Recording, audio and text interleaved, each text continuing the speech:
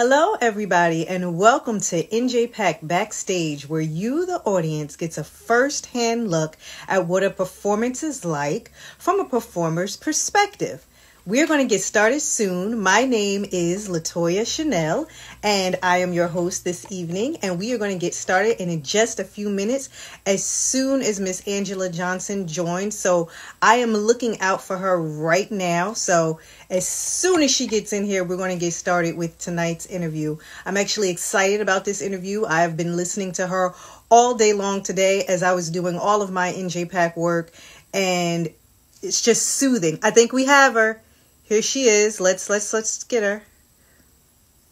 Let's see if I can go ahead and add her in here. Where is it?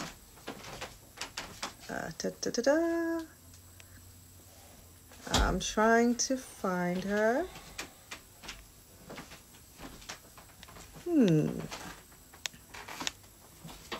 Let's see. How do we do this? There we go. And now. She's coming in, everybody. I'm excited. Hi. I'm here. Hello. How are you? I'm great. How are you? Awesome. Welcome to NJPAC Backstage. Thank you. Thank you for having me. You look amazing. Oh, thank you. I try to put on a little something.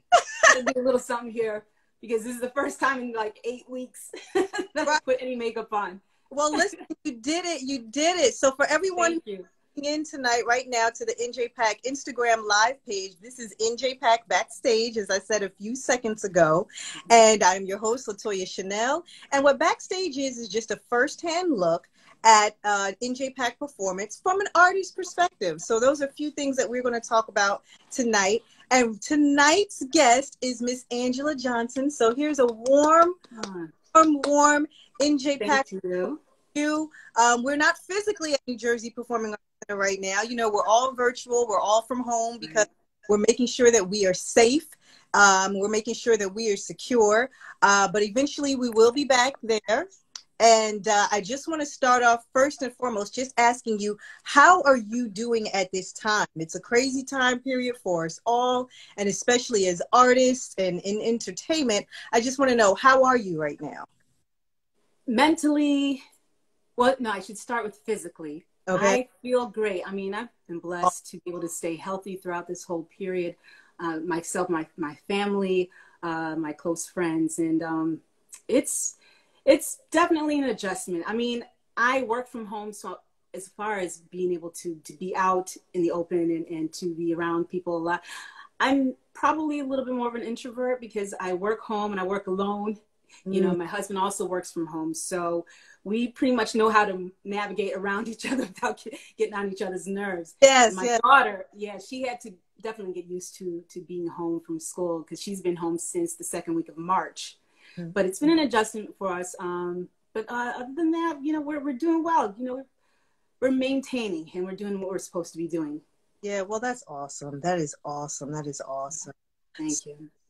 I want to get right into it. You know, I want to get right into, you performed during our Horizon Sounds of the City out summer concert, right? Yes. So, you know, that was outdoors. That was when the world was open and we were all able to be together. Which seems like it was so far away now, right? I know. But I want to know, what was that like for you? Just being on that Sounds of the City stage, being outdoors at Jersey Performing Arts Center. How did that feel from your perspective as an artist? Well, first I must say that I've probably performed at least 6 times at NJPAC. So I think I should know by now what it feels like and can kind of tell you like the back of my hand. But each experience has been wonderful. I've been so blessed to be able to perform right in my backyard because I live here in Newark as well.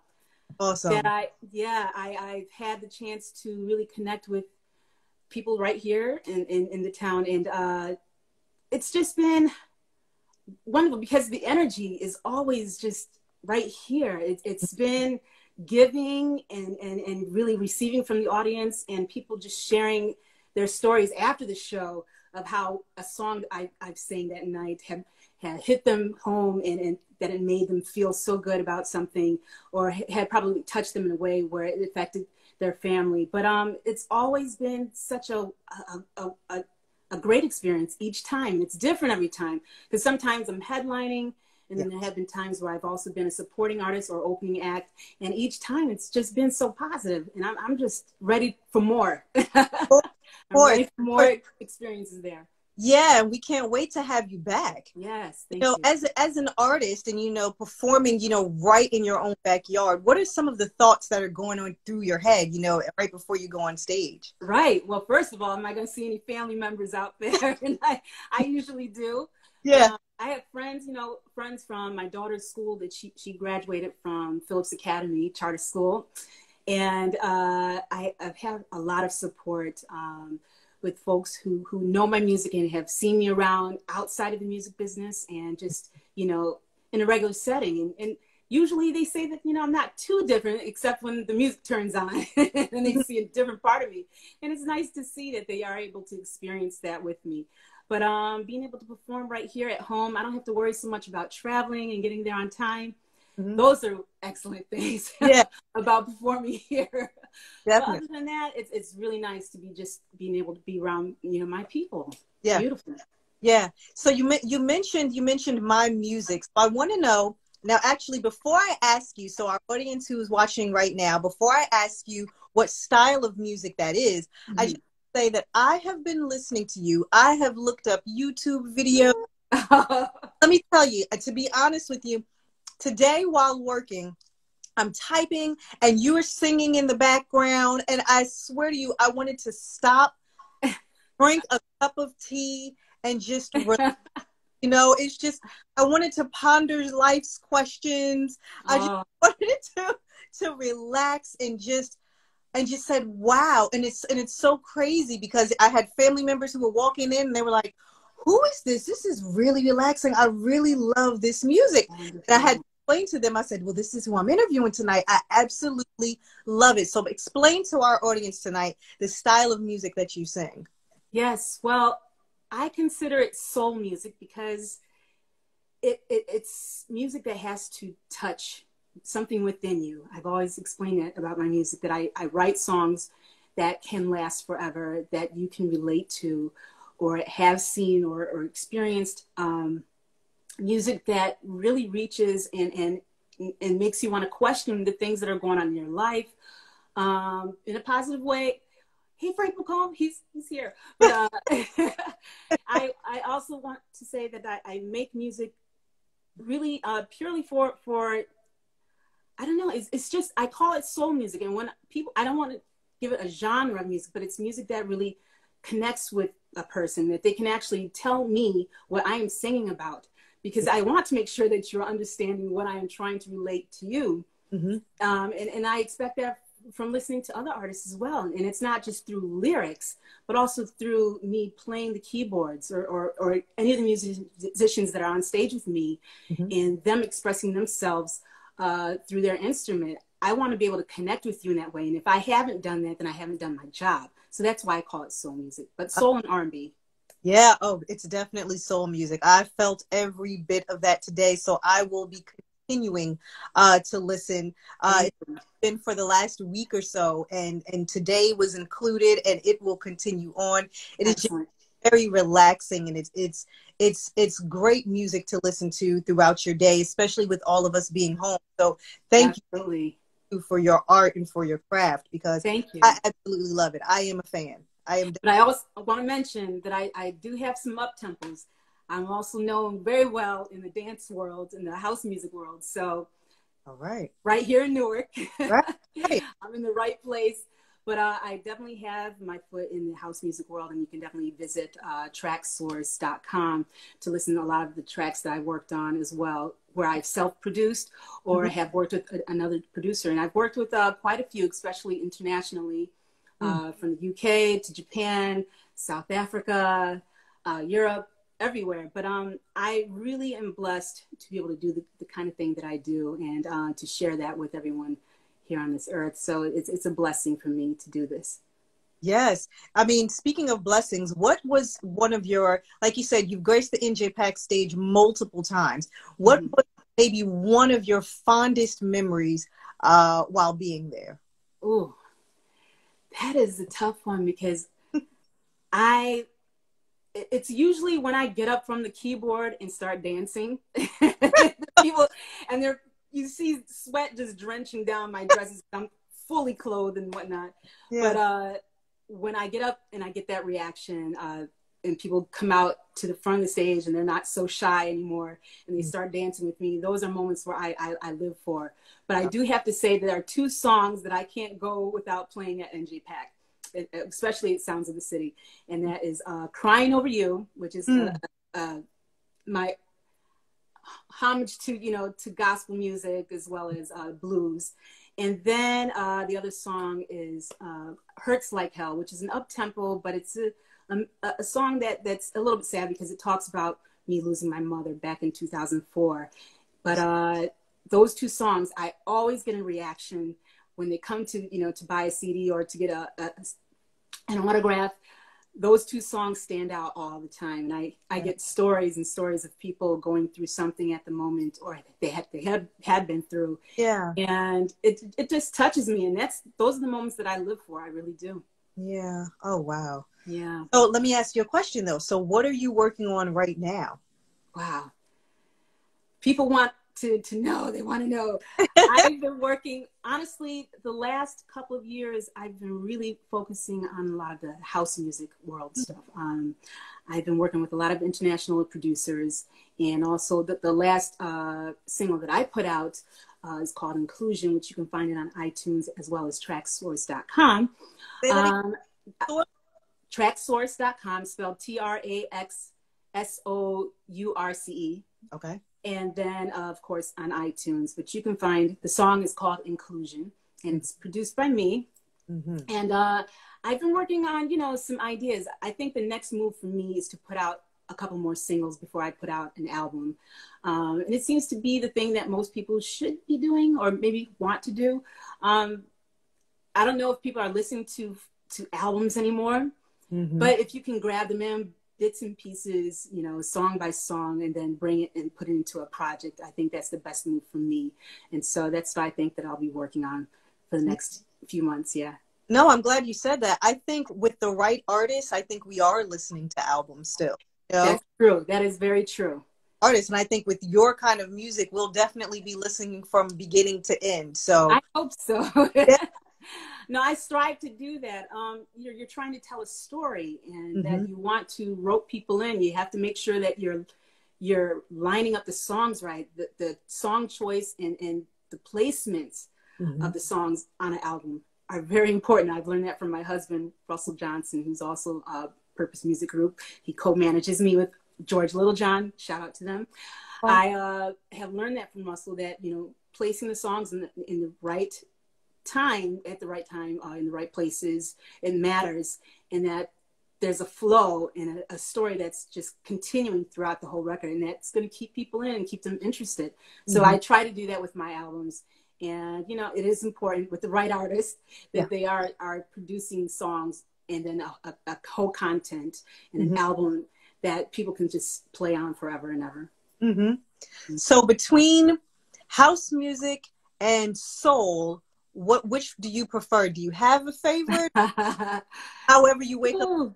whatever you feel. Right. You know what? It's probably the latter. It's probably how I feel, because, we're women, Yeah. we change up every now and then. We do what we feel. And I feel like I should be authentic to myself, and do or produce a track that makes me want to finish it for that day. Sometimes I have to leave and kind of go on to something else so that I can clear my head.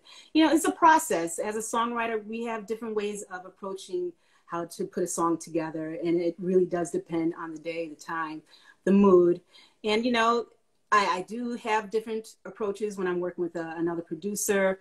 Usually I'm on the songwriting tip, where I have to kind of figure out a story to tell and to make sure that it works with their track. So for me, I'm fortunate to know how to approach it from both sides. I am a producer myself, and I can be just the vocalist and the songwriter. So I get the best of both worlds. Oh, wow. I mean, that is complete talent right there. That is true. The fact that you sing, you can put the track together, and you're a writer as well. Yes, yes, wow. yes. You begin writing?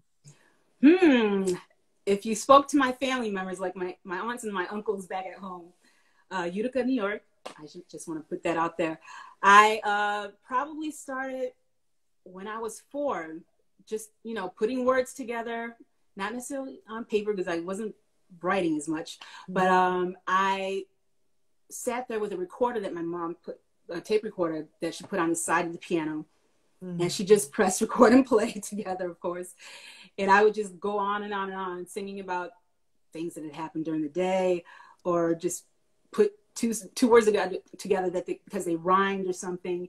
And I would form a song. So I have actual recordings of that. She saved them for me. Oh, wow. And yeah, it's been a long time. And I've learned to really form stories, form songs that made sense. And, of course, I'm listening and learning still to this very day from Stevie Wonder, from Michael Jackson, from Prince, from Rufus and Shaka Khan. And, those type of artists that I've grown to love so much, but I'm still learning from that and the processes that they go through.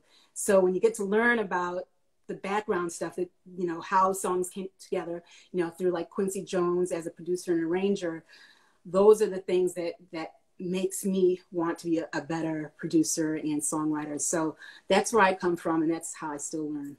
And and I'm glad you said that. You said to be a better producer, songwriter, artist. I want to know, what do you feel like music needs today? What is it that we're missing? So we have this conversation all the time. Jersey Performing Arts Center, we talk about R&B is almost dying at this point. And for us to put together R&B shows, we're always dealing with a lot of people from our age group and individuals from my generation. So what do you feel today's music needs, or what do you feel that today's music may be missing? I mean, I can only speak from my perspective and my experience. And that's a conversation that I had to leave for a while because it became frustrating. Because you're in the thick of it. You are just trying to do what you do best. And you can't be the kind of artist or the kind of producer to follow what everybody else is doing. That's one thing that I've had to learn the hard way. Because, you're writing songs, you're producing songs that you think your audience would want to hear, or you think that will generate more people to listen to your music or come to your shows. But that's just not what will sustain you in this business, from what I feel. And I have this discussion a lot with my co-managers.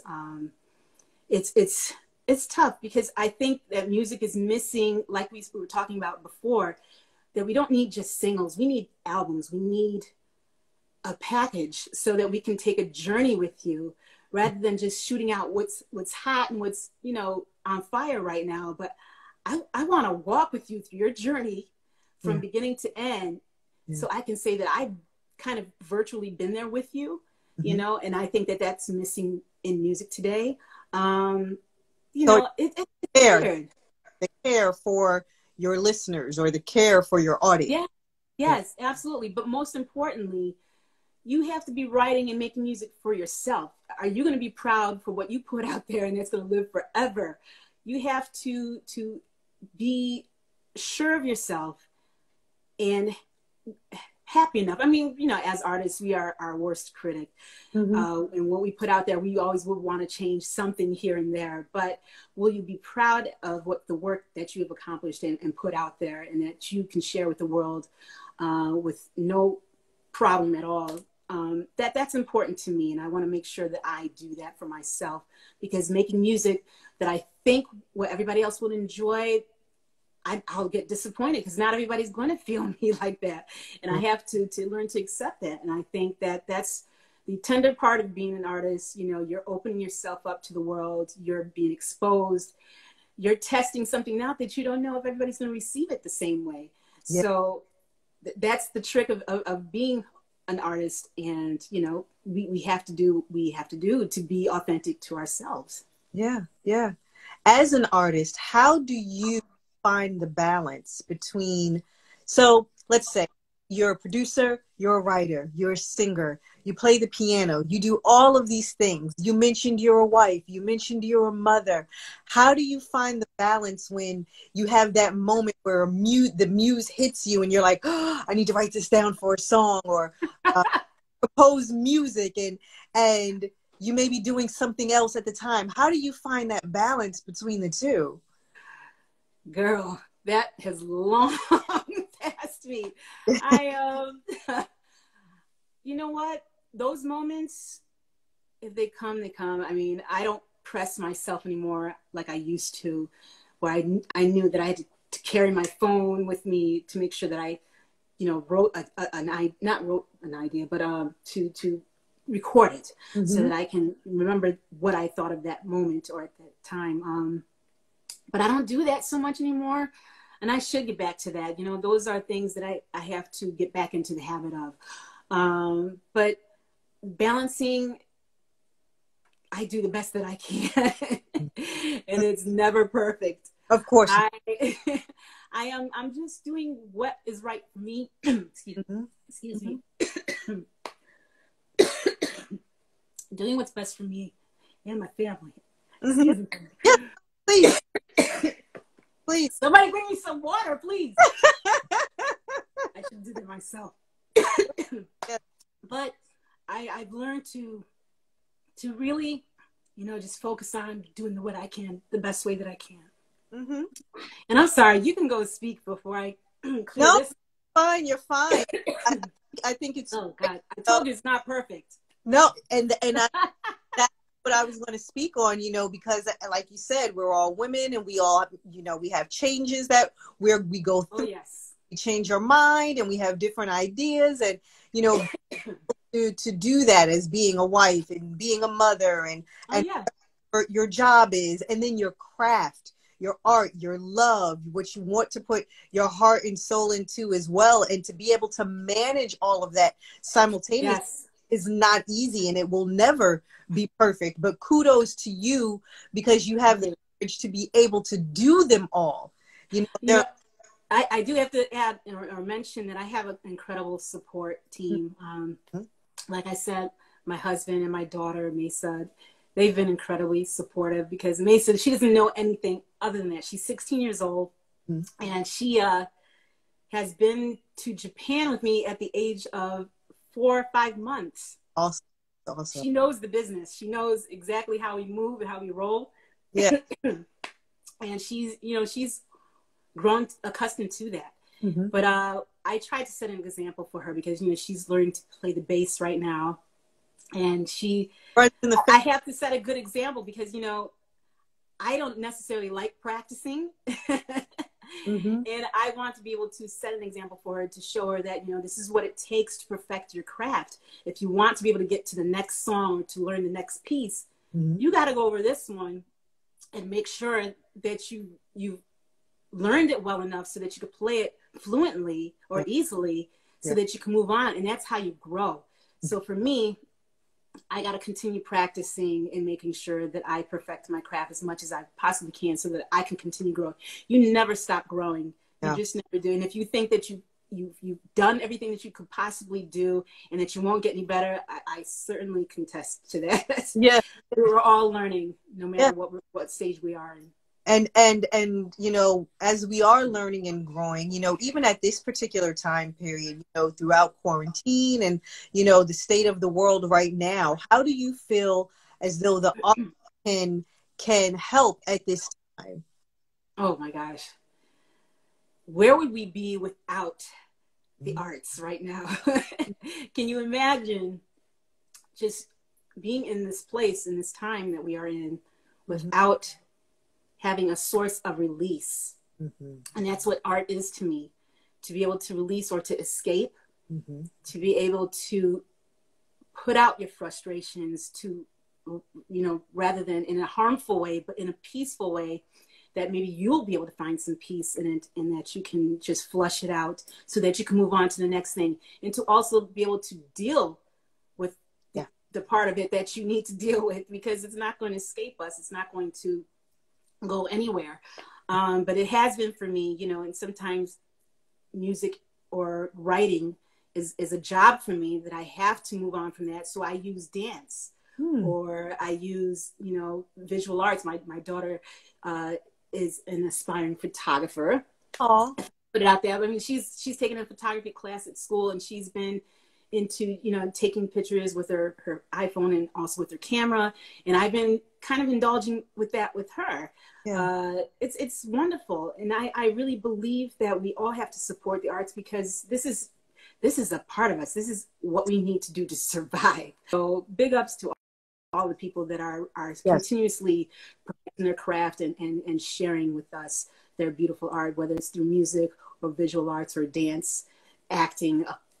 There's a plethora of ways to express yourself, and we need you. We really do. Yeah. Yeah. So at this time, you know, we're almost to the end of our interview already. You know, it's only a 30-minute interview. Wow. So I wish that these could go on longer, because I always have so many questions and I always want to know so much about all of our artists. But for any up and coming artists, what advice would you have for them at the, you know, right now? Hopefully we are all taking this time to work on our craft, whatever it is that may be.